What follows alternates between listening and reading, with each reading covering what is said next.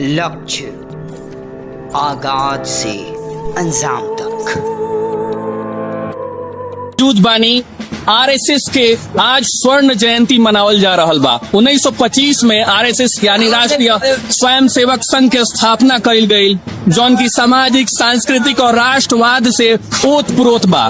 तेजा आरएसएस के जितना सदस्य लोग बानी उपस्थित बानी लोग पद यात्रा निकली एजा से राजपुर और फिर राजपुर से नवादा और पुनः एजा शाखा पर उपस्थित हो जाए।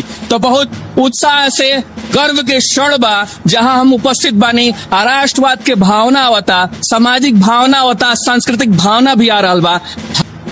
धूमधाम से पूरा व्यवस्था बना के पूरा तैयारी में, बेजोड़ तैयारी में पद संचलन यात्रा जौन की तेजवा से शुरू होके राजपुर मोड़ पर जाई, फिर राजपुर मोड़ से रउआ नवादा मोड़ पर ही पद यात्रा चली। पूरा वेल ड्रेस में सबके उबानी सफेद और खाकी के संयोग बा।